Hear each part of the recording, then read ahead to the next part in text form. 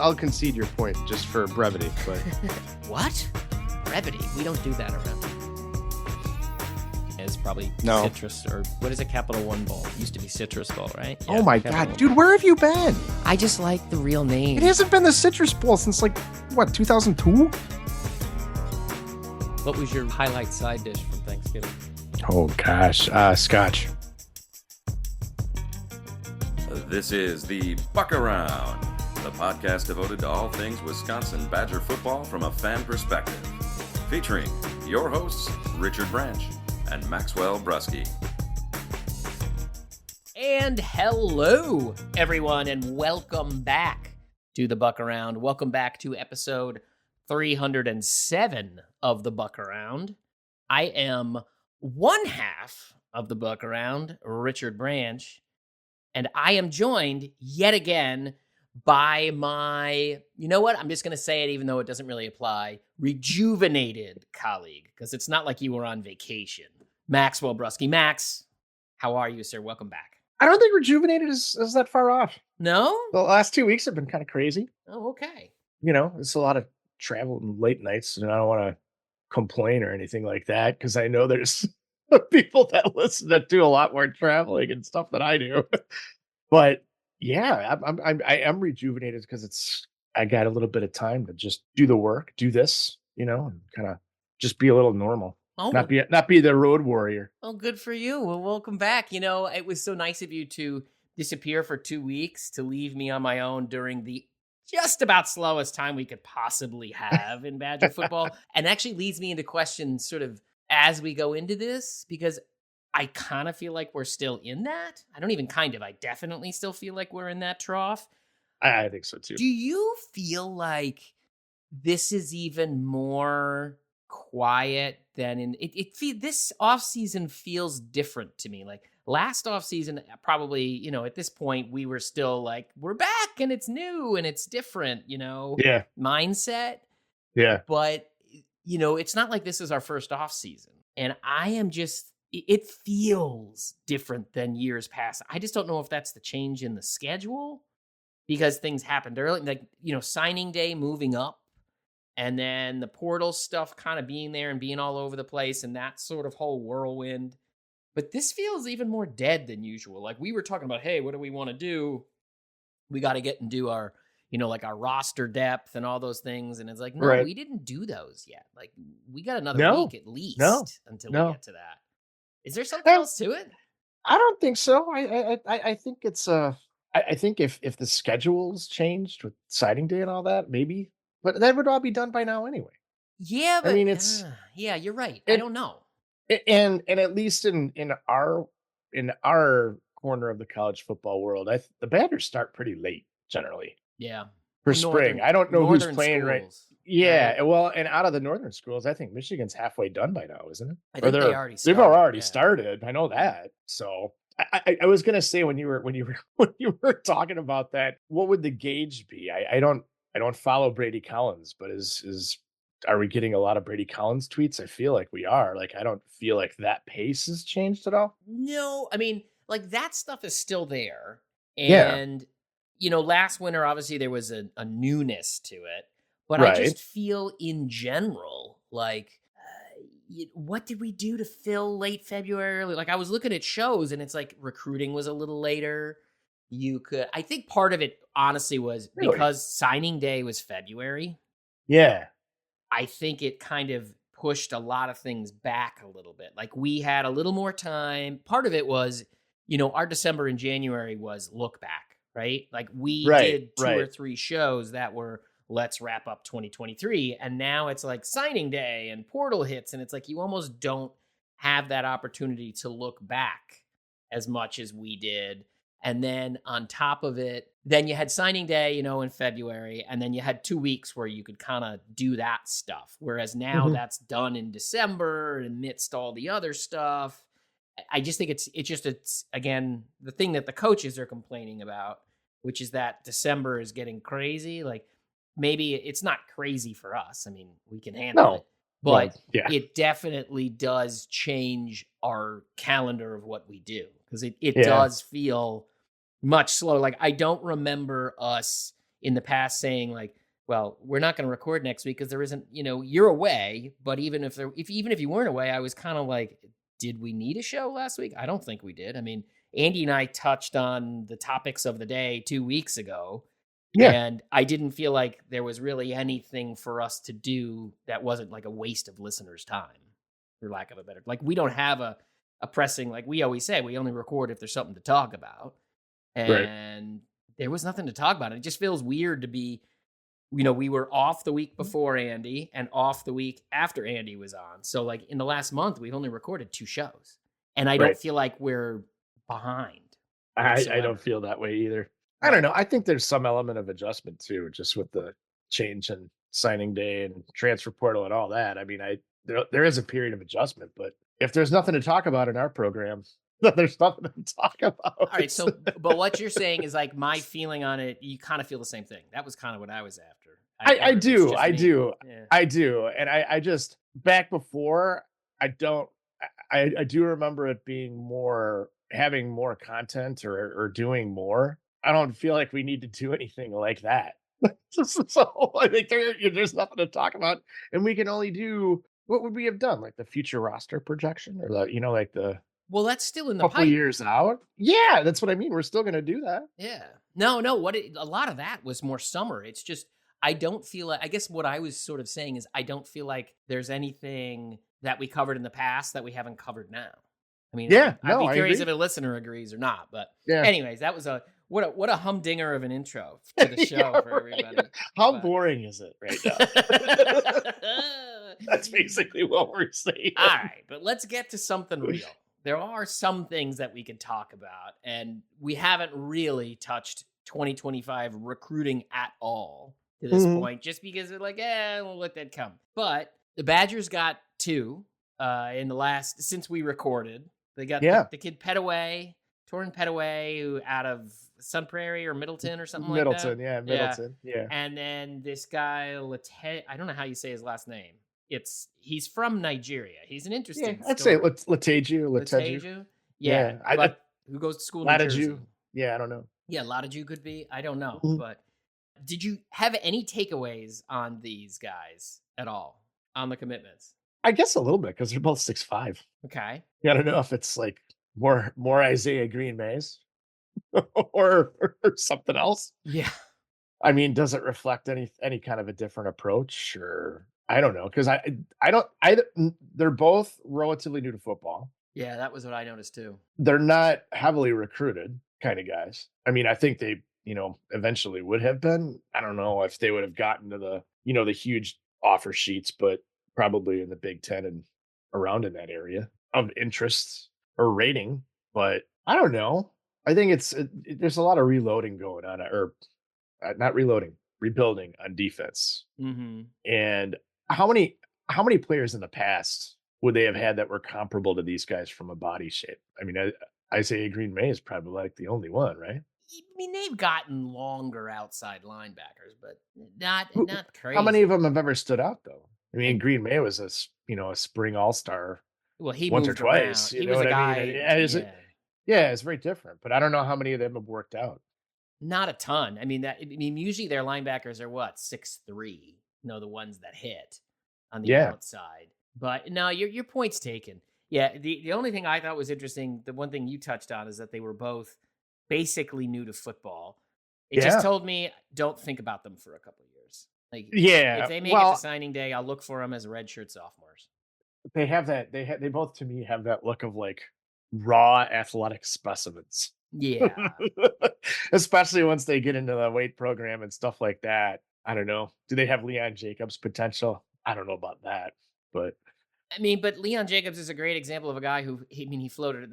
That's kind of your comparison. That's the comp you're making, is a guy who floats around and then finally appears. I think so, right? And new to football. Mm-hmm. And I don't know how many players in the last 20 years have been like a physical specimen like Leon Jacobs. I think we can all agree, but I think he came in and he was like 6'4". Yeah. So, you go back, how tall is a TJ Watt? How tall are those? I think there is something to it. Which I'll touch on later in the show in a listener question. But project players, again, they feel like guys Wisconsin would get. These feel like very Wisconsin. That's what I'm wondering. recruits. Yes, how much different is this? I can't think of a lot of comps other than those two guys, but yeah, they're physical specimen kind of guys. New to football, definitely projects. Yeah, I mean, they're never going to be guys like you said. I don't think the offer sheets are ever going to be big. It ties into this whole thing. I mean, my only other takeaway is one, if you want like okay, EJ Whitlow, the new D-line coach, isn't a total weirdo, I guess. Like, and I mean that, I'm kind of saying that tongue in cheek, but like, you know, they got a defensive lineman to commit right after he came on board. So obviously they touched base. Yeah. I think the kid even said that they talked. Mm-hmm. So that's something. Okay. Well, and this Petaway was, they talked right away too. So yeah, that's what I mean. that's, yeah. Yeah, Oh, is that who you were talking about? Yeah. He talked to, yeah. said, yeah, I talked to Whitlow and he seemed great.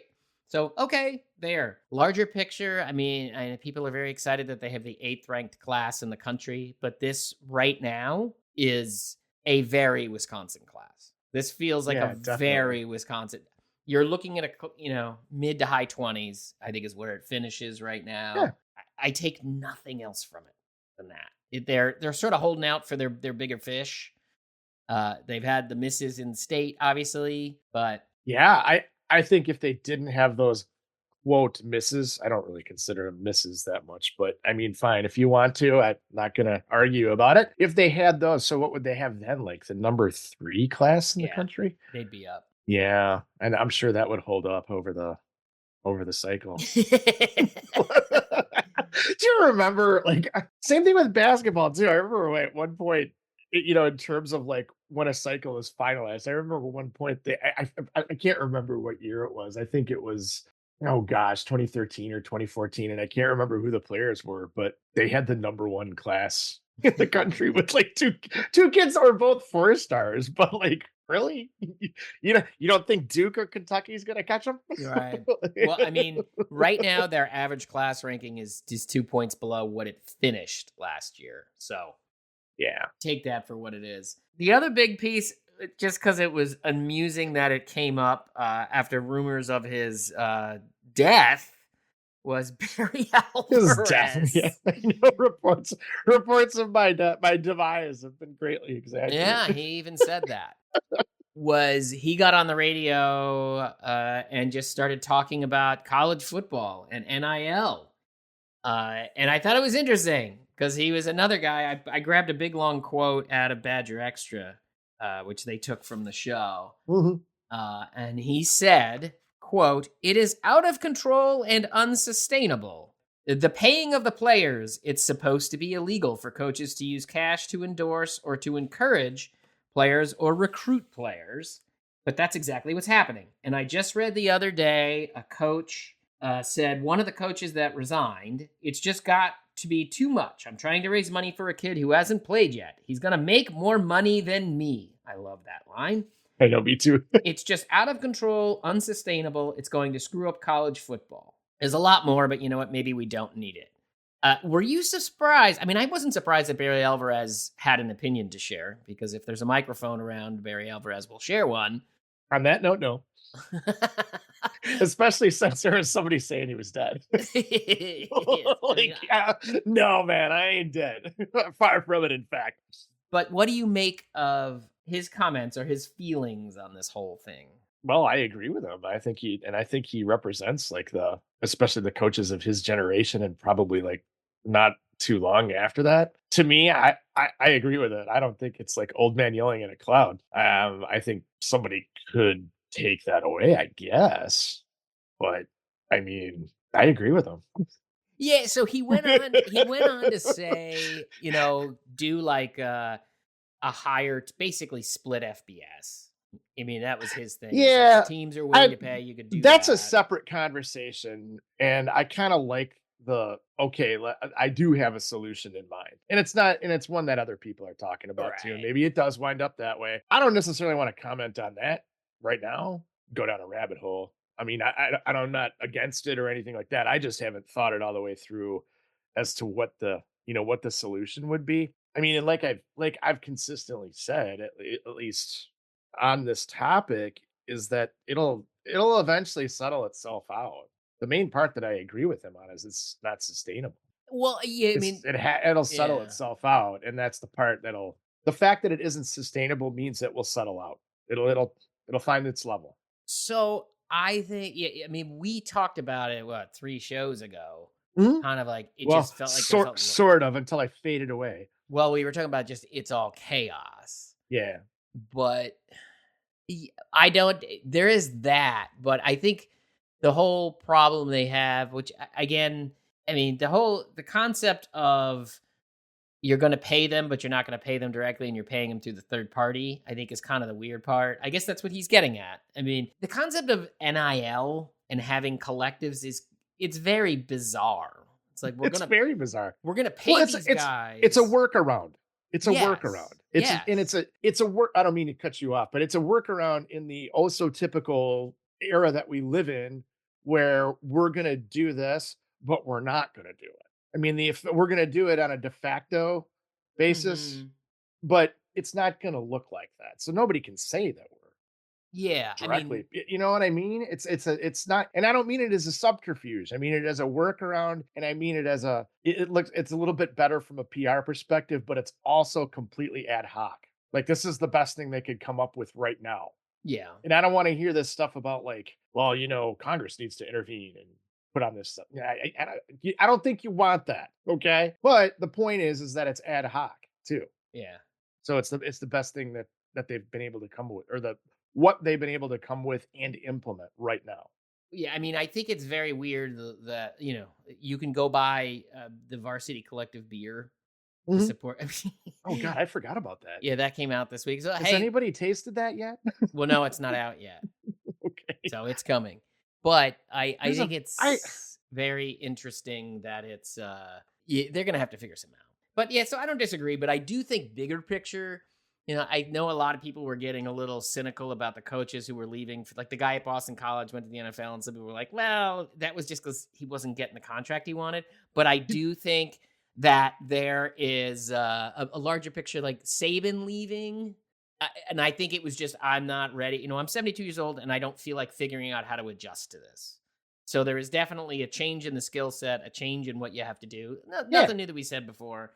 Alvarez Right. just kind of reflects it in a bit of it comes off sounding a little old man yells at cloud to me, but I don't think underneath it. And I'm not saying that because he's Barry Alvarez and I'm trying to apologize for him. But Right. No, I Yeah. get you.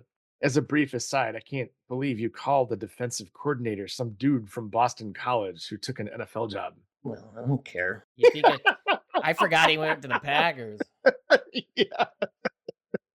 It was high profile. And Yeah, but so I don't really take anything else from it. I mean, it's sort of like the thing with Saban, with the trickle of news every day about the next thing that he doesn't like, and how his wife says all the players are playing for money, and all of his meetings as soon as the season was over about NIL and da-da-da-da-da-da.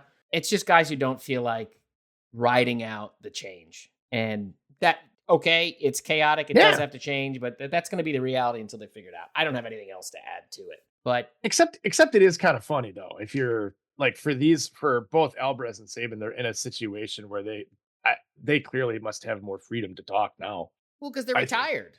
Yeah. That's what I mean. No, that's what I mean, and that's why it's. Yeah.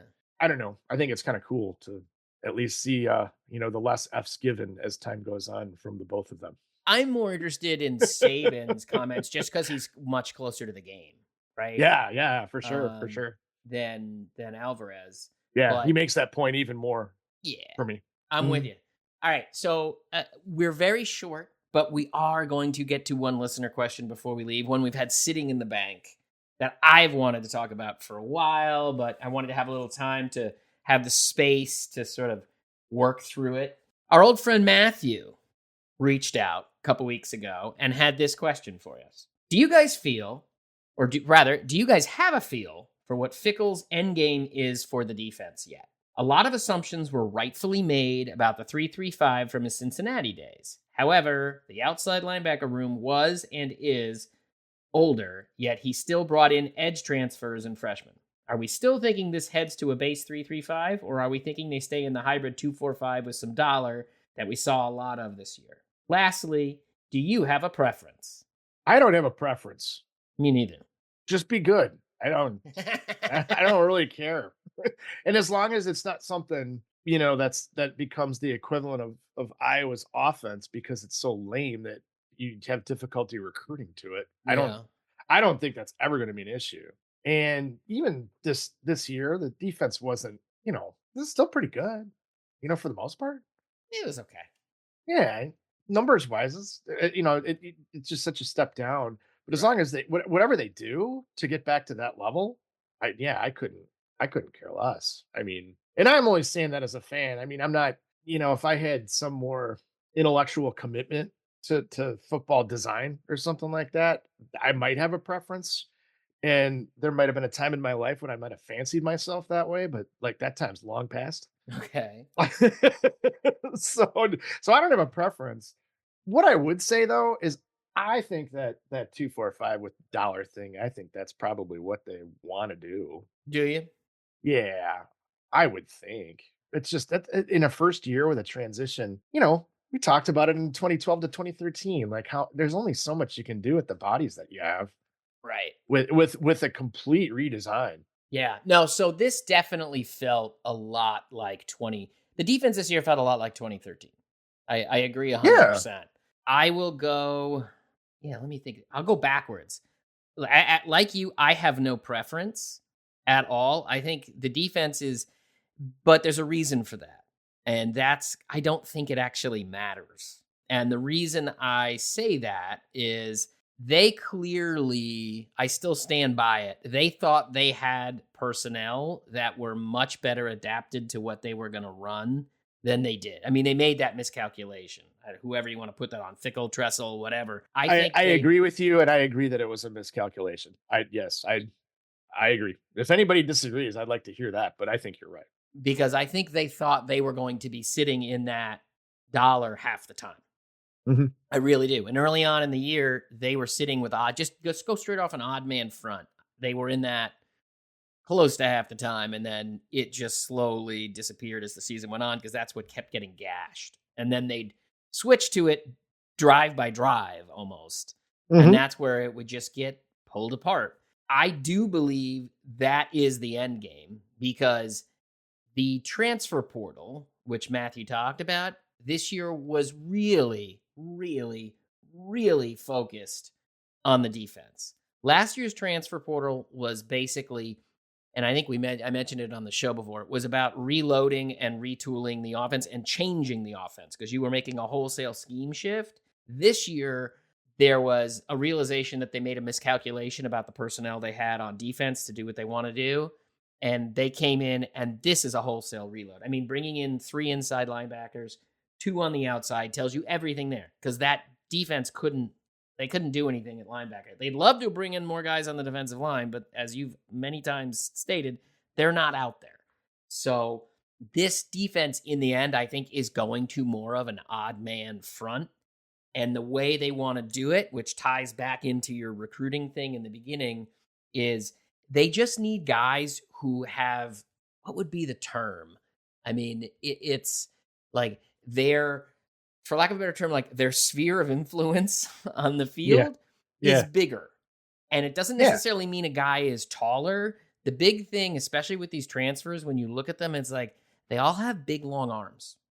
They all have big, long arms. And it's like they're looking at wingspan. And with these guys, if you can put linebackers that can cover a little more room, think about Christian Allegro. How tall was Christian Allegro? He's pretty tall too. Isn't he like 6'4"? He's 6'3". Okay. But that gets me right to my point. Yep. Doesn't he feel taller? He does. And it's because of the wingspan. He plays taller. He plays taller. And Right. How does he play taller? It's because he's got big mitts that can get way up. And that's the body type they're looking at. And if you look at, even just guys like Lowry and Pius, they're just longer arms that can cover more space. Even the inside guys like Tackett Curtis kind of has a little bit of that because he's not super duper tall, but he's got longer arms. And you feel like, oh, that's a guy who can get around. So eventually they want guys who can just cover more space on their own. And then they sit in that dollar. And then rather than what Leonard did, which was sit in that even front 2-4-5, and then just you don't know where the pressure is going to come. They're going to sit with that dollar package and then just move people around in it.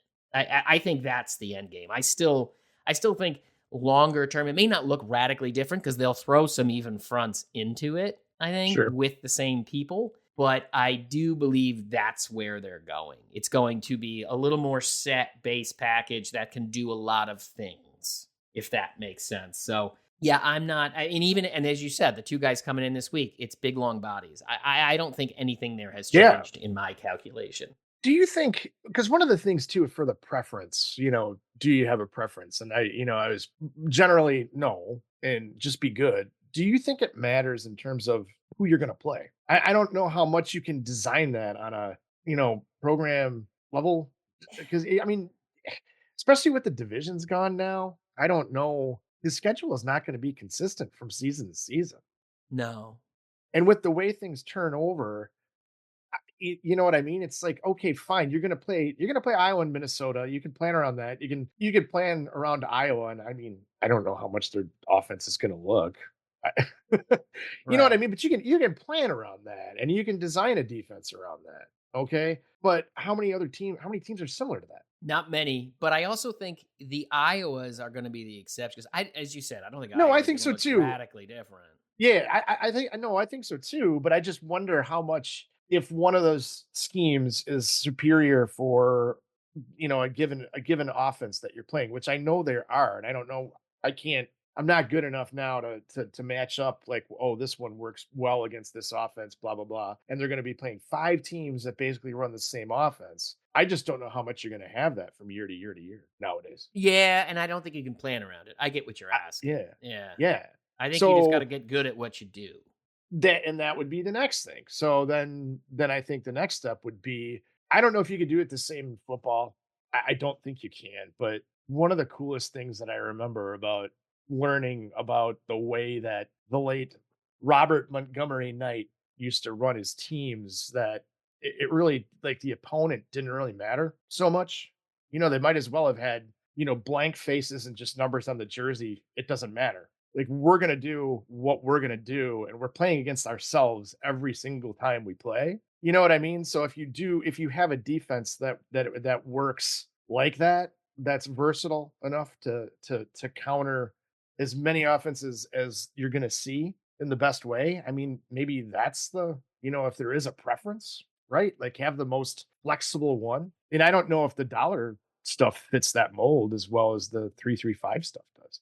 I would say it's all going to come down to, what's the weakness in this defense? It's 3 down linemen and 3 linebackers. So it's going to be running inside. That's the obvious, or running at the edge, because those linebackers stack on the linemen. And it's just going to be a matter of, do they move fast enough? And do they have guys who can fit that? And you could argue, look at Muma and his combine numbers.